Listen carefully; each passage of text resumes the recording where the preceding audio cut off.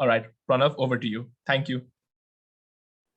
Okay, welcome to round 4 of Australs. We're doing the motion. I'm just going to call on the first affirmative speaker. Here. All right. Hi. Can I confirm that I'm audible? Yes, you are. Okay, great. Just a warning, my Wi-Fi is quite bad, so if I blip out, just ask my teammate to text. All right. Let me just pull up my timer.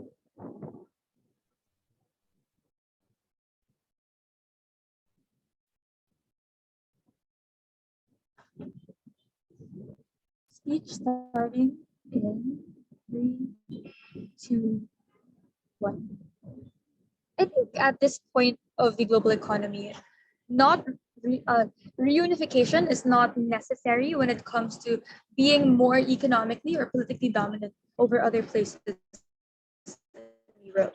I think if anything, the CCP has already proven that they are able to have reunification efforts in place. I think a lot of examples of these are things like debt trap diplomacy, are things like being able to create the type of economic dependence that other countries end up having on them to the point that they cannot easily assert their dominance against the CCP. So in that aspect, what are the interests of the CCP? Three things. One, economic interests. In terms of Taiwan, that's like raw minerals that come from them and their exports. Secondly, internal stability within the mainland. And lastly, global political hegemony. And I think it's important to note that these three things tend to tie in a lot together.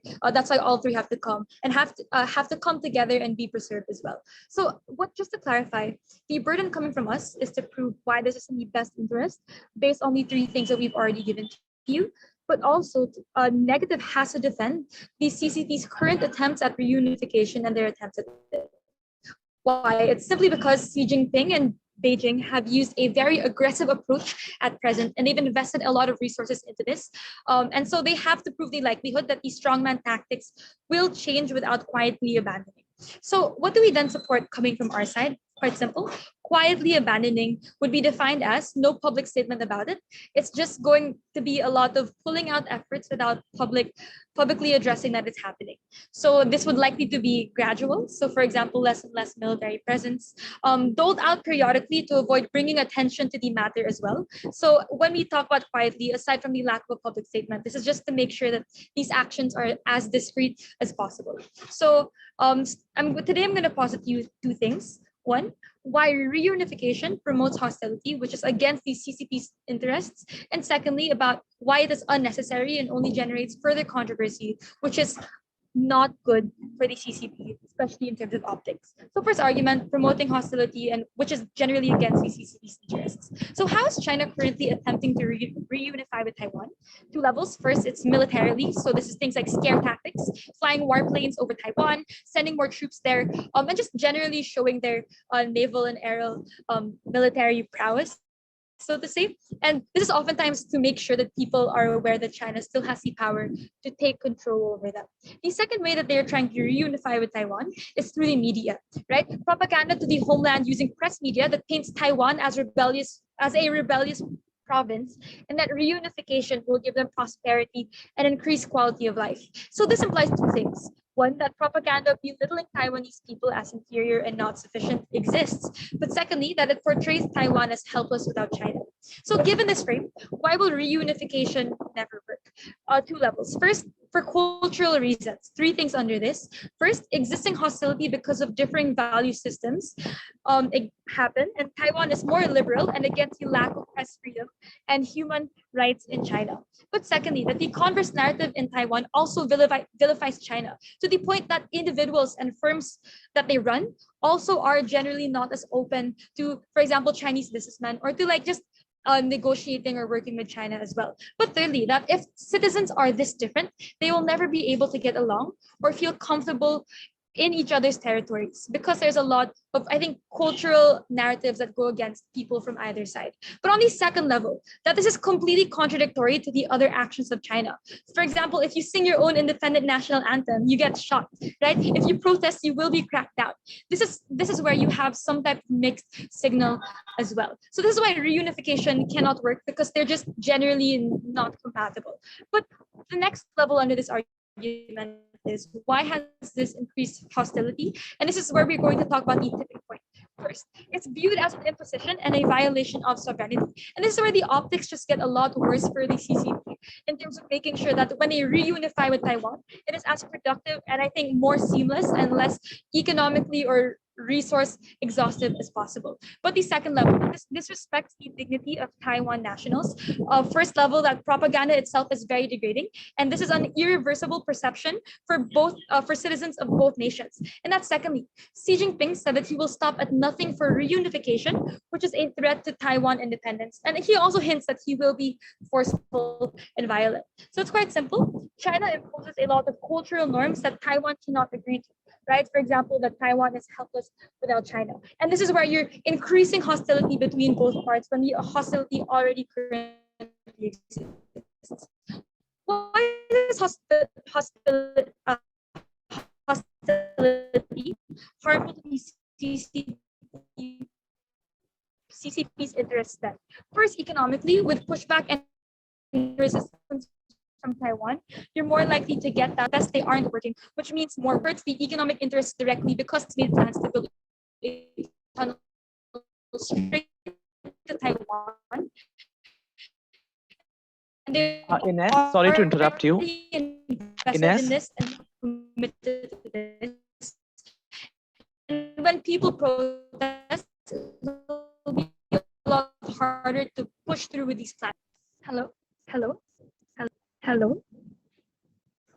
Hi, Ines. You got choppy in the middle when you started talking about economic interests. I've stopped the clock at 5:20. Can you please start from that point again? 5:20. So that's okay. It's still Alright. very choppy. Let me try saying a full sentence. Why is hostility harmful to PC's interests? That this is in the best interests of the Chinese Communist Party to quietly abandon its attempt to reunify with Taiwan. Is it clear? Yeah, it's much better now. Just want to double check with the others. Yeah, it's good for me. Okay. When we are ready. Okay. Hold on. What was the last thing you heard? So I'll just pick up from there. You started with the economic interest bit. All right. Okay. Speech starting. Continuing in 3, 2, 1. So with further pushback and resistance from Taiwan, that's where you get less productivity when people protest, when they aren't working, when they do strike.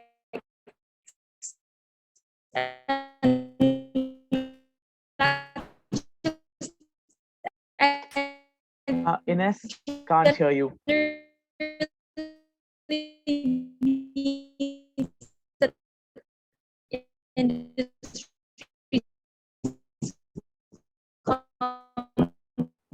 Ines, I can't hear you. We actually have a different plan where she's gonna call Riv and then she'll speak through his mic. Would that be more preferable? Lastly, China I already think so, yes. I don't think and Ines when can people hear me. Okay. Yeah, so I guess And that's- I'll set that up already. Just call Riv. I think it'll be better.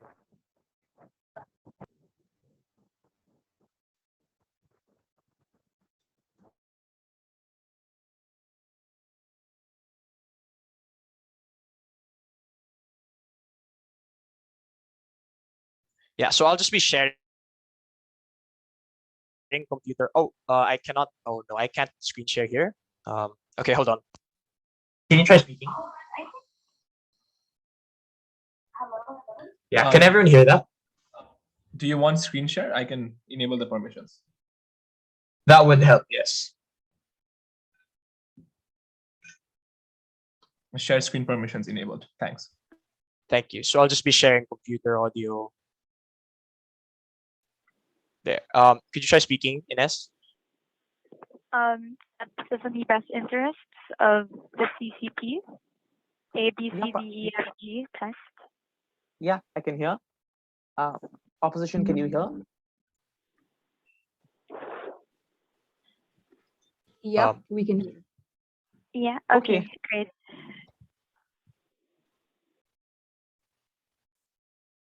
Okay. By the way, I can hear the Zoom, but I think it's just my voice not going through. So I'll just start again. 5:20. Is that okay? So I can start from econ again. Yeah, that's okay. All right. Okay. So continuing again in 3, 2, 1. So why is hostility harmful to the CCP's interests? First, economically, with pushback and resistance from Taiwan, things will be less productive because when people protest, they aren't able to work, which typically means that industries do come to a halt. And this hurts economic interests directly because China heavily trades with Taiwan. And I think moreover, China already made plans to build a tunnel straight to Taiwan. They've already invested in this and committed to this, and they definitely cannot afford to slow down these types of this investment as well. On the second level, in terms of global hegemony, Taiwan provides better geographical access to the rest of the Asia-Pacific region, and hostility within will scare away trading allies as well.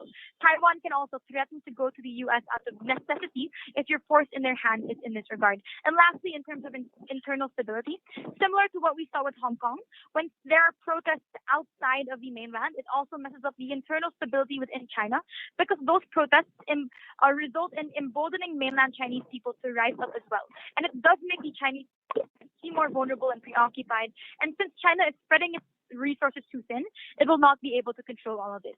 So conclusion is simple. Why is it when we quietly abandon, we lessen hostility?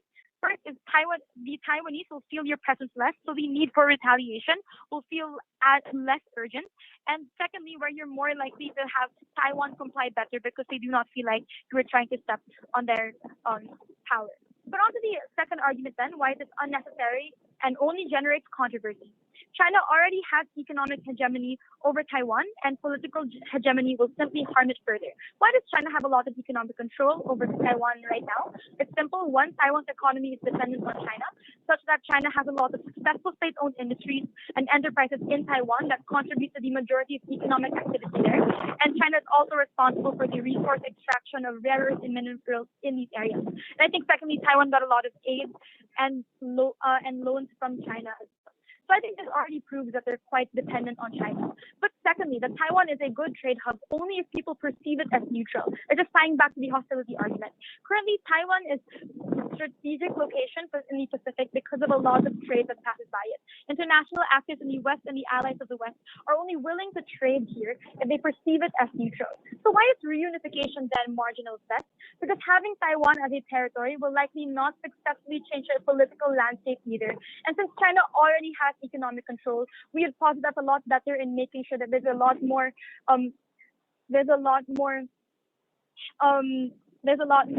cooperation coming from these people and the firms coming from Taiwan. And I think in that aspect, we would posit that reunification is simply unnecessary and populistic, and we would much rather have them quietly withdraw from that aspect.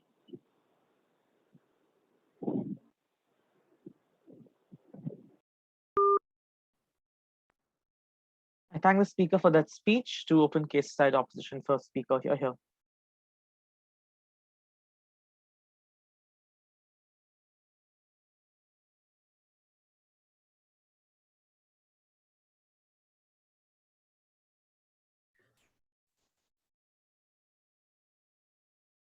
Ready?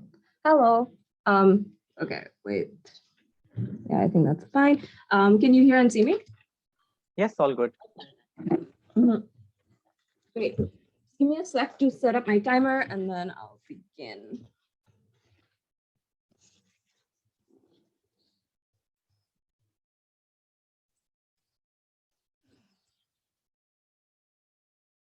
All right. Starting in 3, 2, 1. Just 2 things to flag at the top of my speech. We would want to ask affirmative if they also want to support democracy in Hong Kong and separatist movements in Tibet and Xinjiang, because all of their positive analysis about existing hostility, seemingly different cultures, etc., seemingly stand principally consistent across all those other strategies as well. Just a question for them. Secondly, we think the problem with their case is that unless you publicly acknowledge that you are actually pulling out of efforts of reunification, a lot of your harms don't actually a lot of your harms actually still exist. So we don't understand the exact marginal change that they're trying to bring when they're trying to quietly remove it versus just publicly acknowledging that, yes, we are seizing efforts of reunification. We think that they have to be clear on that front. But let's recognize why even quietly removing it is problematic, right? Because seemingly you cannot have military presence even then, like if you are removing it, because we think that you will have to act through things like, slowly remove military presence from around Taiwan, etc., stopping to rebuke nations when they're attempting to calling Taiwan a sovereign state, etc.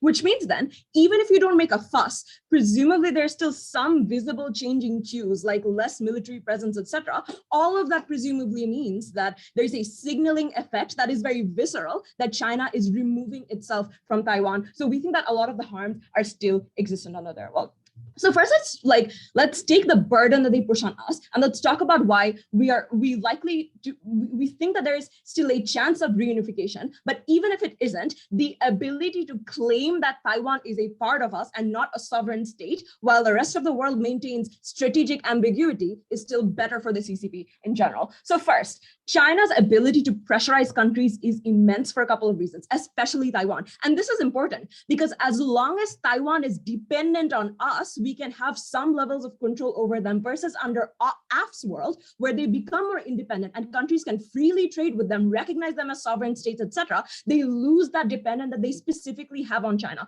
What does this look like? We think that Taiwan often survives because because Taiwanese companies can hedge contracts with Chinese companies. Like the biggest manufacturing hub in general in terms of trade is China. So what you need is things like supply chains, etc., and routes, like trade routes to exist, which exist in like Taiwan right now, especially because China's labor market, etc., is very saturated. The problem is the ability of Taiwan to get economic support from other countries in the status quo is a lot more limited because China has control that can restrict that economic support, which means Taiwan is disproportionately more dependent on China under our role, which is explicitly beneficial for the CCP because they want to keep that control. Secondly, we think that the Chinese military in general is massive. China has geographical control over that region, especially regions that they have like territorial claims or disputes over, or they claim to be their own, like neighboring islands, etc. Which means the military presence around that is also very threatening, which disincentivizes other countries from explicitly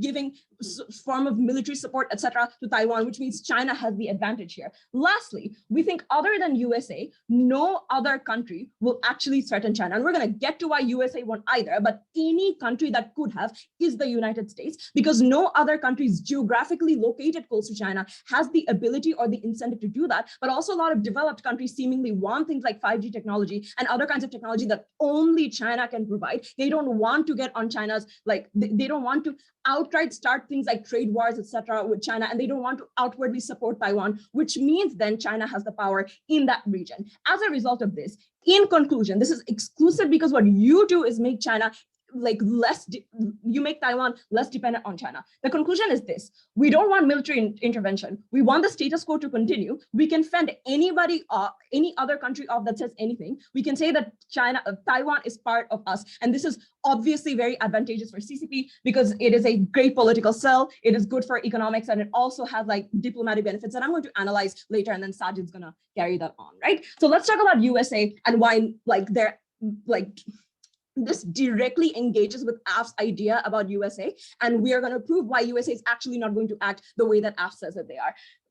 A couple of reasons. One, the strategy that USA maintains with regards to Taiwan and China is that of strategic ambiguity, which means it does not recognize Taiwan as a separate state, but it also doesn't have extremely strong support for China either, which means it seems ambivalent.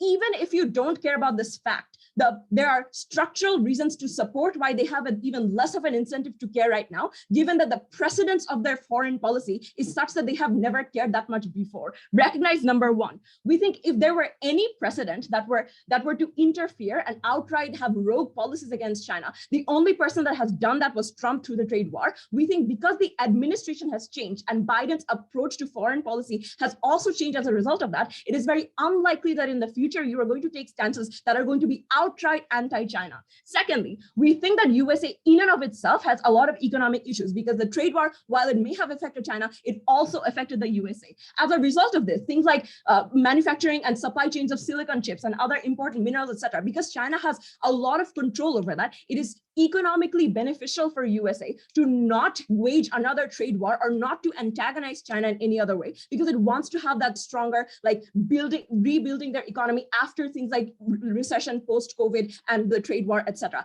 As a result of this, there are active incentives for USA and any other future like politicians, etc., to not wage wars against China. The conclusion of all of this is that USA's previous policy of strategic ambiguity is going to be what USA continues doing in the future, which means USA is never going to be a threat with regards to the Taiwan-China relationship. So the biggest actor that AF wanted to hedge their bet upon is not going to act. Lastly, let's talk a little bit about why the attempt then, like the exclusive diplomatic benefits that we get out of this. And I'm just going to touch on that a little bit. Number one, we think that CCP in general, the way that they are viewed in general is that of an oppressive state. But why do they constantly do this? Because they have a geopolitical incentive to prove their power in those regions. And that is true across Tibet, it's true across Xinjiang, it is true across Hong Kong, and Taiwan is no exception. But secondly, there are also other added benefits of reunifying with Taiwan, which is to say that Taiwanese Strait that like is an important sea trade route for China because they want more hegemonic control over that sea in general, which means then that is why they do things like increase military presence right there so that they can control that strait with their navy, etc. The reason all of this is beneficial is because if you have control over that sea routes, you have explicit control over a very powerful like trade route that a lot of other Asian countries would also presumably like to have control over. The reason this cannot happen under AF's world then is because you still have to do things like decrease navy, decrease military presence around those sea areas in general, which means it is strategic suicide for China to give up that region that they want homogeneous control over. But secondly, we think this then proves a signaling effect that China is weakening. And the signaling effect passes on to other regions as well, like Hong Kong and Tibet. The reason this is important then is because we are unclear as to why this one thing is seen as beneficial, but then all like when you allow countries the ability to openly criticize China's action towards Taiwan, you open up a lot more abilities for countries to criticize a lot of other actions as well. Ultimately, in conclusion, we think we would much rather support the status quo because we think it is beneficial for China to have more military, etc. presence to protect that sea route, but also because diplomatically it is much better for the CCP to do this, and the USA is not going to do anything. Proud to negate. I thank the speaker for that speech. To continue case for side affirmative, second speaker here.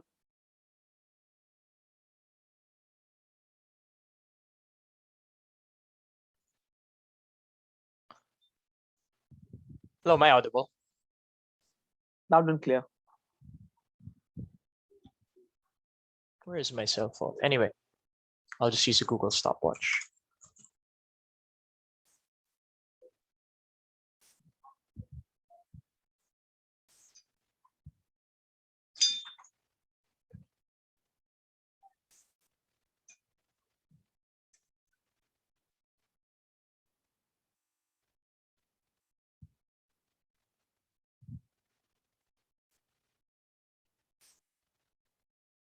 Okay.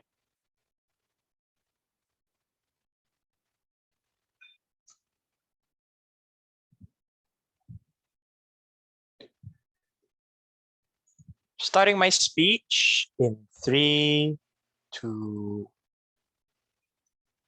1.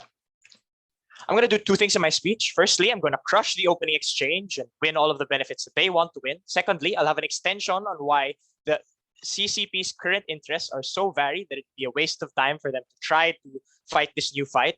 But before that, I need to make one clear clarification. In terms of our stance in Tibet and Hong Kong, firstly, the CCP is not a principled actor. We don't care about principled consistency across these actors. But more importantly, we've proven to you the unique nuance of Taiwan in this debate and why it's unstrategic there. So they should stop and not start this new fight with them there. But more importantly, if you want us to explain how Hong Kong and Tibet fit into it, I'll explain later why the harms of the Hong Kong fiasco and the riots and controlling the situation demonstrates the harm of why we should not do it in Taiwan. But more importantly, even if China cares so much at Hong Kong and Taiwan, it's important that they limit their resources to fighting all of these different fights, obviously because they need to have, they only have a certain amount of military resources, and therefore it would be better for all of these fights in Tibet and Hong Kong if they don't necessarily take on Taiwan right now. The problem with the entire first negative speech is that they confuse economic hegemony and political hegemony, which we've proven to you are two separate things necessarily. So we agree that we need Taiwan to be dependent on China economically, but we've proven to you the very specific, unique situation there as to why it would threaten their economic dependence if we actually antagonize them to the point of trying to make them a territory. Okay, firstly, in terms of how you have strategic ambiguity in these kinds of things, we already told you that your very analysis about the USA works against you. Why? Because what you tell us is that the only country that will likely give military aid or come to the rescue and replace China in Taiwan is likely the USA. But at the same time, USA, again, as you said, will not act against them. They don't want to antagonize China. They're trying to economically recover. What we told you is not that, we're scared of the USA. We tell you that it's important that we don't scare the USA away with further tensions within the region. Why? Because of the uprisings that will be necessary when you try to subjugate these people from China, when you try to force from Taiwan, when you try to force your entirely different belief systems upon them, when they've already enjoyed comparatively more human rights and exposure to Western ideas at that time, and therefore there's going to be a lot of bloodshed and conflict in that region, similar to what is happening in Hong Kong. So therefore, if we want to have Taiwan to still be a strategic trading hub and all those kinds of things and protect all those sea routes, then we still need to have trading partners be willing to enter the region, and therefore escalating tensions further will only scare them away. We say that it's not actually necessary that China has navy in this area to be able to retain their trade hold in this area, because it's actually having more military presence in that region that was actually scare trading partners and their own ships away. But more importantly, how do we still co-opt again all of the benefits of the economic control that we have over Taiwan? They ignored all of the levels that first gave you. We told you that their economy is already dependent. We already own many of the enterprises in Taiwan. We already are the biggest trading partner for their export of rare earth minerals, and we're the ones who export their microchips, the refined goods from their raw materials to the rest of the world and all of those kinds of things. They're already a lucrative trading partner, and Taiwan is already dependent on China because of the aid that they gave them throughout COVID-19, etc., etc. We tell you then, firstly, that the only harm is that when the people believe that their dignity is being stepped on, again, with the propaganda that China is creating and the stance that Xi Jinping is currently taking, which they have not responded to at all whatsoever, is that the owners of these enterprises are now feeling specifically disrespected. There's a fragile piece that they have right now because of this strategic ambiguity in which the people kind of feel, okay, China is too scared to move on us right now, then therefore we'll be willing to continue trade with them. All of this disappears when you insult the dignity of them by trying to subjugate them further and forcing all of these the habits of the average Chinese citizen upon them necessarily. So that's how we win the opening exchange. What is my extension for you then? Let's assume the best case, right? Because the whole opening exchange and Nessie's whole speech was ignored would already prove to you why it's unlikely to succeed, why people will never accept these kinds of, this reintegration or the unification, right? I will take you at your best case and assume that Taiwan is already a territory, right?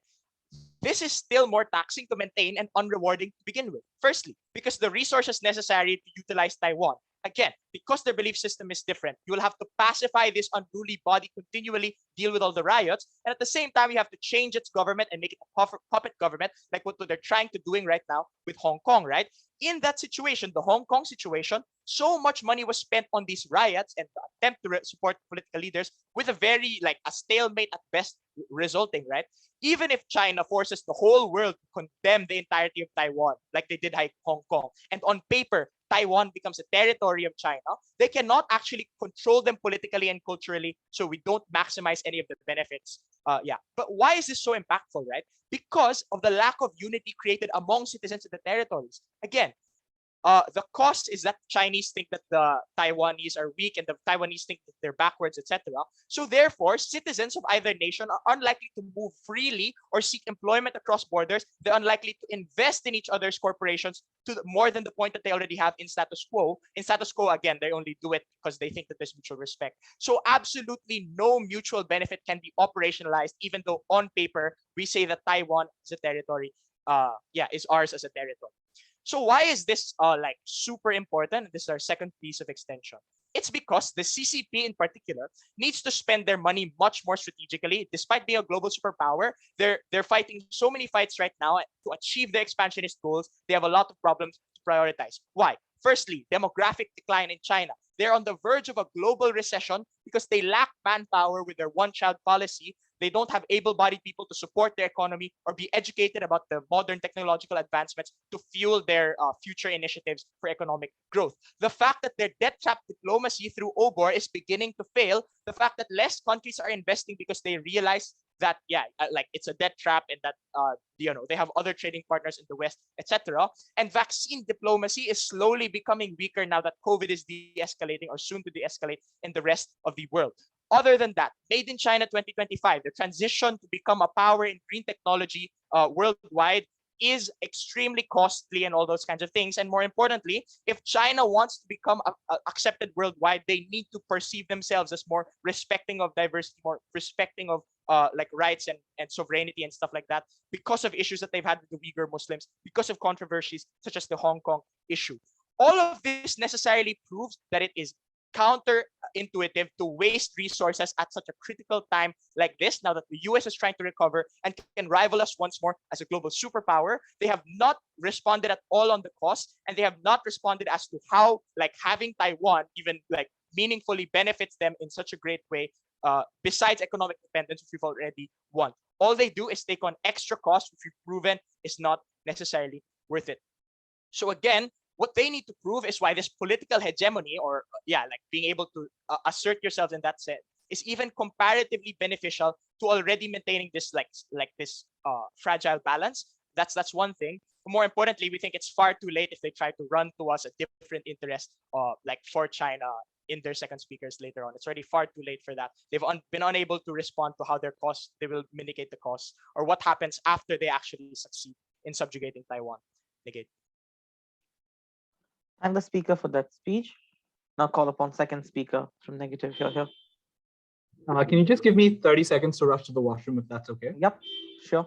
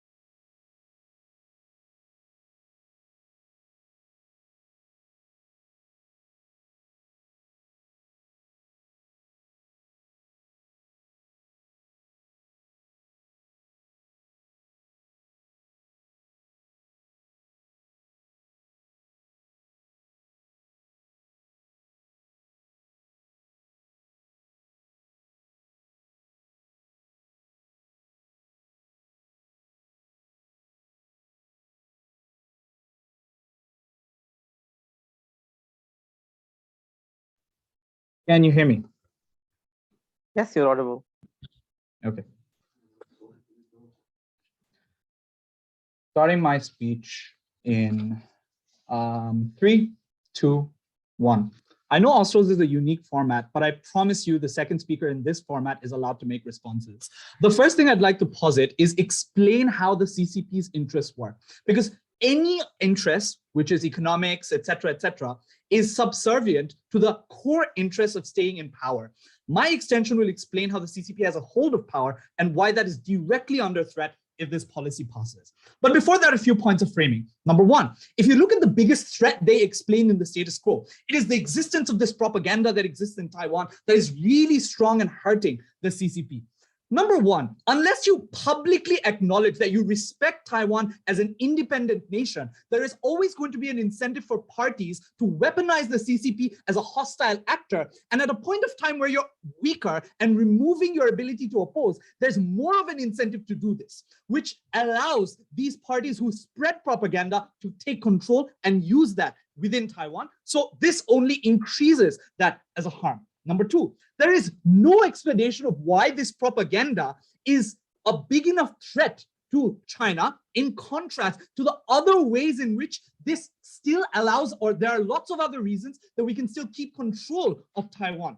All the reasons that Nayara gave you that went completely unresponded to. Number one, the fact that companies like Foxconn have their supply chain dependent on the route to China because the Chinese market is saturated. So you extend labor supply and you extend production capacity to Taiwan. Number two, the fact that Chinese military is super powerful and it's one of the top 3 highest paid militaries in the world, and it has strategic control of islands surrounding Taiwan. Number three, the fact that all other actors are not interested in supporting Taiwan in this independence movement. Nayara already gave you 3 responses of why USA is not interested. I'll give you 2 more. Number one, there's been a demographic change within the United States. So more and more minorities are becoming a more prominent part of the population. So they're likely to keep the Democratic Party in power even more in the future. So if they respond by saying Trump might come back, that's unlikely. Number two, the fact that the United States is currently going through an inflation, which means the average citizen of the United States has to pay a significantly higher amount of money to purchase products, which is a direct electoral incentive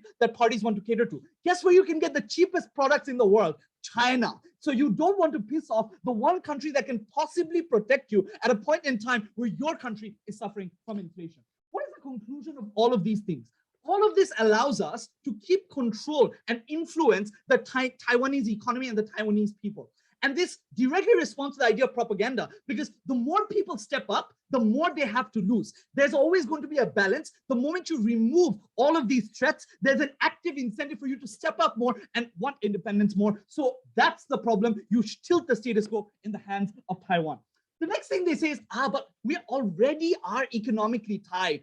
Yeah, guys, but the way policies work is when you pass, the status quo is not a constant. So if you influence them less, there's more ability for you to, trade with USA, go to other parties that can do the same thing, have less power in negotiations that gives them the better end of the deal and CCP the worst end of the deal. So if your metric is economic ability for CCP and the ability to keep Chinese citizens happy, your negotiating power and getting that for your own citizens reduces when you have less influence over that country. The funny thing they then say is, no, guys, the biggest harm that can possibly materialize is the USA leaving. First, I'm unclear why USA leaving is a political loss for the CCP as an actor. Maybe it could be an economic loss for Taiwanese people, but this goes back to the propaganda argument that doesn't really explain why that wins the debate. But the USA is not going to be bloody afraid. Number one, the USA is not afraid of China. China is the biggest market because it has the highest population and the fastest growing income. So US products, for them to be sold, needs China. And that's also something that they will factor. Number two, there are some costs within Taiwan that they don't want to forego. So they've already built industries like Foxconn, where literally Apple's entire manufacturing plant is located. So for them to restructure, they'll need to move their entire supply chain to a new country, which, by the way, requires money in a time where we're going through a recession and there are inflationary pressures that consumers cannot afford. Number three, every geopolitical interest that China has, USA may have that as well. So if the USA leaves, it is a political loss for them geopolitically by saying that they're a weak state and they don't want to play a role in a very important location located near ASEAN, located near Japan, which, by the way, happens to be a US ally, and so does South Korea. All of that is connected to the Taiwanese Strait. Conclusion, nothing affirmative says stands in this debate. Where do we transition this case to then? How does the CCP's internal party structure work and what helps them keep power? The context is China is a rapidly developing country, almost developed. And what happens with economic emancipation for people is they start wondering about new things like rights. And that's what has happened all across China. There's always a push for things like small voices, opinions, and discussions. And that's what has allowed the CCP or pushed the CCP to do things like allow provincial elections. How does the CCP still maintain power? It needs to form a strong and cultured identity. What this cultured identity looks like is making certain things within that discourse not be prevalent. So you have to abide by certain norms. You can't talk about certain things like the Tiananmen Square. Right now, you can't talk about Taiwan being an active member of an independent state. It's always part of one China, or you have to stay silent about it. The first way in which you weaken the CCP is by removing that cultured identity, because independent Taiwan becomes a part of the discourse that can translate to China allows independence for particular nations. Number two, the second way in which they keep in power is by making a cult of personality around their leader. So they've done it with Mao Zedong in the past, they do it with Xi Jinping now. The way Xi Jinping sells himself is by talking about the rich cultural history of China. You know, it's the center of the world. That's why he sells the OBOR as a political win, because we connect the whole world the same way we did a century ago. The problem is Taiwan has a strong history in that shared identity that Xi Jinping sells. This is because Taiwan is where the Chinese individuals of that time in the 1940s fled after they lost the civil war to the Communist Party back then. The moment you say that you're like the country or the geographic location where you re-strategize is the exact location that you're willing to forego and is no longer a part of China, that is when this weakens the identity of the collective China that Xi Jinping wants to portray, making him seem like a weaker individual, both to individuals in China and also to the party members that want to supersede him. The third is you want to portray the strength of your party. And a lot of the ways in which you do that is by protecting your borders. Borders are an important part of the discussion in China, especially because there's contests of what the Chinese borders really are. They claim they have borders all across ASEAN. That's why they, fight in, the South China Sea and claim that to be a part of their land. The moment they give up something they've historically claimed as a part of their border, that makes the Chinese state to the average individual seem weak. Number four, it makes USA more incentivized to take over the Taiwanese Strait because it benefits Japan, it benefits South Korea. All of that makes Chinese individuals feel under threat from historical enemies that they have shared histories through, again, making the CCP seem weak. The fifth is it signals to Hong Kong and Tibet that you can also push for independence. That also empowers these individuals to further weaken China. Lastly, it weakens the elite CCP loyalists that fund Xi Jinping. These are individuals who have money invested in Taiwan in big industries that they make money through. The moment it's no longer something they can influence politically and they have to compete in an open market, there's less money they can give the CCP. All of this makes the CCP weaker as a party. That removes them from power, or at least weakens their hold of it. This is surely the most important thing in the debate. Thank the speaker for that speech. Call upon third speaker from affirmative. You're here.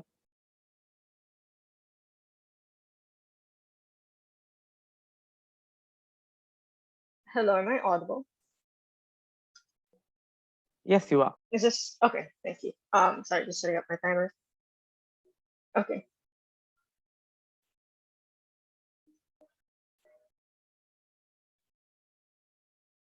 I have one main issue in this debate, which is reunification really strategic for the CCP to do now, and will it be successful? I want to point out two things at the top first. The first thing is I just want to thank second speaker. They gave a lot of matter that I actually did not know about how they have control over islands around Taiwan.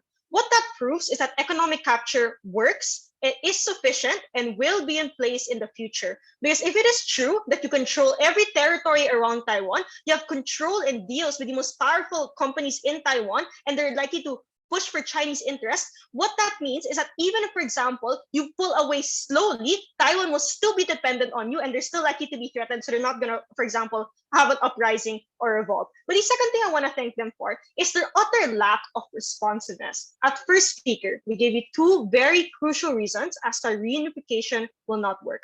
Until now, they have not given a response to it and they have not given reasons for reunification will work. This is contingency for all of their benefits, because if they cannot prove that it will work, then clearly they do not get their benefits. So at this point in the debate, they have not answered the terminal contingency for their case. First issue then is reunification strategic for the CCP. So the first clash, what I mentioned is, will reunification work? The closest thing we got in terms of substantive is that it's just to call us out for attention, right? Like if you don't publicly announce, you don't fix the harm. See, first, I just want to point this is an insufficient response on net. Like we still haven't given reasons as for why reunification will work. The third negative is way too late to give structure reasons. The second thing to note here is that the change can be physically felt, right? So people see less and less troops, people feel less scared, people feel less threatened because there's less Chinese state propaganda circulating in Taiwan. So clearly we still get their benefits. But the last thing to note here is that even if this is true, it is far better than increasing hostility, right? So we can say that hostility right now is bad and maybe it harms China. But what we exclusively prove is that you increase hostility with time. That is what you have to contend with. So even if we don't, for example, make things better, at the very least, we don't make things worse. So we still get the benefits of, for example, the current trade that China is currently getting, which will be in jeopardy in the future.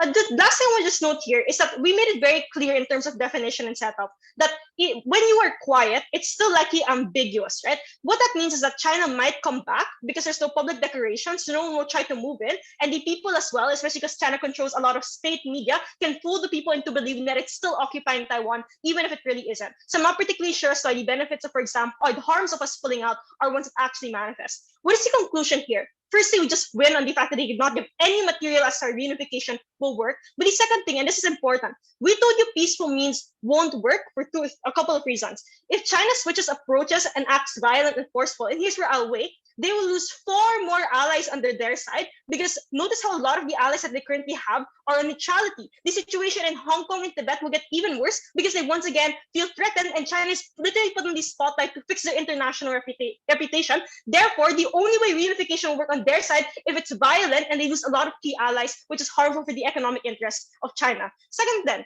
assuming it works, and this is me being very charitable, is it worth the harms we pushed for, like increased hostility and likelihood of retaliation? What did they say? The first thing that they said is that global trading allies won't cut ties with China because of just won't cut ties with China. The first thing to note here is that a lot of people, there's current like momentum and trends of actually those global trading allies renegotiating, for example, regional superpowers, or negotiating with like the US and other allies for a couple of reasons. The first reason is that China is literally has to restore its reputation because of very controversies, like for example, the Olympics, you were Muslims, the accusation of death traps. What this means is that states are currently uncertain if they want to side with China. And the second thing to note here is that competition actually is really strong. There's the rise of regional superpowers like Nigeria and South Africa within Africa. What this means is that China needs to compete with those actors. And what's important to note here is that even, for example, smaller African nations get less trade from, for example, Nigeria, but it means less risk. They're more likely to side with those superpowers over China. The second thing they want to say is that the Taiwan won't go to the US. The first thing I just want to note is that this isn't the only layer of analysis that we gave. We need to spend 10 seconds on this. So you still have to respond to our other analysis, for example, the fact that Taiwan, that other Western allies or other Western nations just won't trade with China overall, which is like, by the way, completely devoid of Taiwan. But taking on this analysis, the US is literally reviving their bases on the coast of Taiwan. Biden has publicly stated that helping Taiwan ought to be a priority because of the crisis there. So you're still likely to get a lot of at least a sufficient amount of capital that the US is redirecting towards international aid in hopes of helping Taiwan. Weigh that against what we said. Firstly, retaliation is overwhelmingly likely when you challenge sovereignty, which, by the way, is Taiwan's biggest priority, like second speaker concedes, because of the fact that there was a war. But secondly, China is going through a domestic crisis right now that harms their perception more than Taiwan. And thirdly, it affects China's other key priorities, like economic expansionism, internal stability, and regional dominance. We have not heard a single response to any of them. But before I go on, I just want to prove why the utter lack of responsiveness to our extension was incredibly important. We proved to you that other issues going in China, right? So the fact that, for example, they're being accused, or countries are boycotting the Olympics, or the fact that, for example, the risk of a demographic decline and an economic recession, or the fact that they need a lot of capital to, for example, push for their plan in be the global superpower or monopoly on green technology. What this means is that China has other priorities that also their citizens are aware of. if China lets all of those priorities go for Taiwan, especially when these priorities were already funded and invested in by taxpayer money, what that means is that they're likely to be politically unpopular. So at worst case, the political unpopular, like being politically unpopular, is symmetric. At worst, these priorities to the people are a lot more important because it immediately affects them physically because of the fact that they can, for example, work or eat properly because of the economic recession. So I think on that note, we win at least for Chinese people interest. The last thing to note here, assuming that they have no mechanisms that they have, which by the way is actually quite true, does the CCP meaningfully benefit from reunification?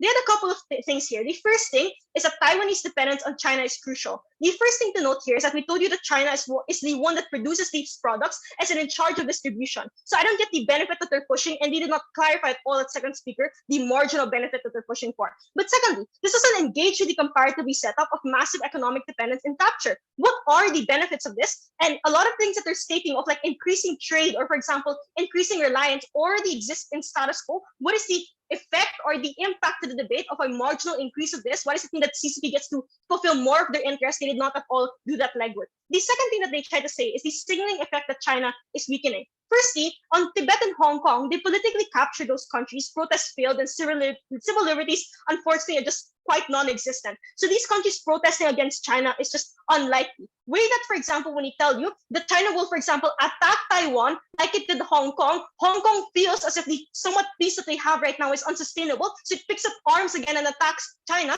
I think that's far more likely to happen under our side. But the second thing we told you is that reunification won't work. So China trying to, for example, capture Taiwan, and this is important, being unsuccessful gives even worse of a signaling effect because it shows Hong Kong and Tibet that they can fight against China because China is currently trying to capture Taiwan and it is not working, which proves that they are weakening as well. So it's a metric at the absolute worst case. And on the extension, on the harming the hold of power, the first thing I want to note here is that they didn't prove us why people care about it right now. We told you other crises that are happening that just affect the average Chinese person the more. But the second thing is that there are other ways you can show strength, like for example, flexing Taiwan's economic dependence on you. But the last thing, and this is important, they don't prove the tipping point for losing power. The average Chinese person will still believe they are superior and they're still capturing Taiwan because of state propaganda. They can use their resources as the CCP to increase domestic power. Why does this mean that you lose power? They have no analysis as to why this is the case. Weigh that against what we said. You reap from the benefits of economic capture that is in jeopardy with the extension of this policy. We told you China needs to solve other domestic crises. The only response we get is that economic capture lessens when you don't reunify, which is absolutely unresponsive and dismissive to all the things that we've had, both for side affirmative. I thank the speaker for that speech. Now call upon third negative. Pragyan, can we stop the recording as well? Yeah, please? stopping the recording now. I will pause the recording, so just let me know before op reply, and then I'll resume the recording. Thank you. Starting with negative reply. Yeah, recording has been resumed.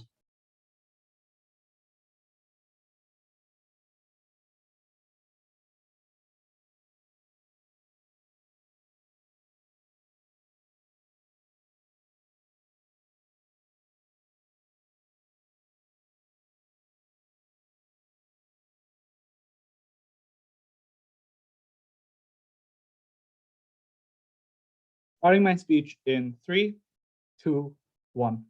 What exactly is this debate about, and what do we have to defend? We have to defend an extension of nothing but the status quo. We don't imagine that we're going to militarily invade Taiwan anytime soon. Maybe we can do that if it's strategically useful and makes sense 50 years down the line. But we can continuously, in discourse, in our strategy, and in our policy, explicitly claim Taiwan to be a part of China. And that translates to meaningful benefits for the Chinese Communist Party. We've listed down a whole host of reasons why this process is likely to be something we will win in, and also a myriad of benefits that make the CCP a stronger party. What are these things? The first thing we told you was the economic strength of China and their ability to influence Taiwan. And that makes them subservient to us more so than other actors. Gulf concedes this. They concede that this is true. There is no reason why post-concession, this is something we should give up on because it's an added reason why the control and influence over this region will work. More reasons that we gave that were unresponded to were reasons along the military, were reasons along supply chain, were reasons along other actors and why they're not likely to enter a military conflict or antagonize China when it comes to Taiwan. We even explained a policy of strategic ambiguity that the United States has taken up and gave you 3 reasons on first neg, 2 reasons on second neg, why that is likely to continue. No responses. What is the conclusion that you can draw from this? The conclusion is there are lots of visible reasons why Chinese strategies that claim Taiwan to be part of China do work. Is this like a military invention that gives us full control and removes their sovereignty? Absolutely not. But is it still an extension of the status quo? Yes, and that's exactly what we want. Their only response is a counter-analysis of this idea of a propaganda that is being, propagated all across Taiwan by parties that are gaining power. There was first no explanation of why this propaganda is likely to stop the moment you don't publicly acknowledge the independence of Taiwan and do this silently. The second is there was no explanation of how big this threat is in contrast to the size of the threat. There was no explanation of the internal dynamics of Taiwan and how much of this can rise up. Number 3, there was also no explanation of why this threat is less of a threat than the other threats that we've told you that exist. This is where you need to compare the analysis of propaganda to the whole host of analysis that we gave you all across the negative bench about the harms that accrue the moment China leaves. Both because they lose out economically by first having a smaller pie of a country that they can influence. This naturally means that the benefit of Taiwan economically is not the benefit of the CCP, but the share of control is the benefit of the CCP. And that share is something that reduces, is something we've reaffirmed all across the bench. The second thing we gave you in contrast is lots of structured reasons in which the CCP needs to sell its ideology internally. And it has used Taiwan as an integral part of the shared cultural identity through which it manipulates discourse and keeps a hegemony over its population. We've explained in a multitude of layers why all of that is broken down. This not only impacts the direct strength of CCP now, but it also empowers other movements in Hong Kong, in Tibet, because they know independence is a reality and they can pursue it, and it only reinvigorates those movements that we've calmed. It also dissatisfies some of the strongest patrons of the CCP, where their funding and their ability to make money from Taiwan naturally translates to the money they give to the CCP and the control they put Xi Jinping with. There was no response to why all of this is not more important than any of the economic benefits that China could get, because CCP's ability to hold on to power is surely the most important thing in the debate. Very glad to win. Thank the speaker for that speech. Now call upon reply from affirmative. Yeah.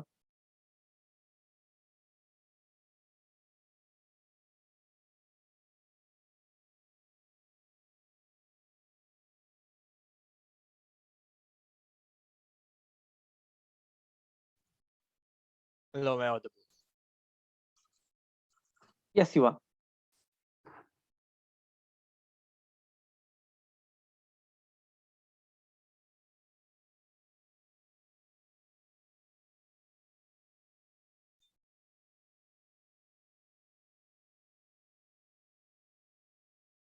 Okay. Starting my speech in 3, 2, 1. 3 questions. Where do we have better political power and strength? Secondly, wait, my timer did not start. Okay. Yeah, okay. That's better. Sorry. 3, 2, 1. 3 issues. Firstly, political power and strength. Secondly, pragmatic benefits and economic capture. Thirdly, what happens if they do succeed in their very best case? But first, I need to flag something. Realize that as convenient as third neg's reframe sounds, the reality is that across the bench, their stance was that, especially from second negative, it sounds like China has already succeeded in their reunification effort, and that it's just a matter of retaining the current amount of power. And they force this counterfactual on us, which we never took, which is that China will be completely moving out and ceding their economic control of the region. We told you that they already have economic control of the region through very sinister, political means. The fact that they own most of the companies will not change. The fact that they give most of the aid to Taiwan does not change regardless. But even if you buy Third Neg's reframe, which again, I think you shouldn't, because a lot of their benefits are contingent on the fact that China supposedly have massive political hegemony in Taiwan and they use it to show their strength, politically control them.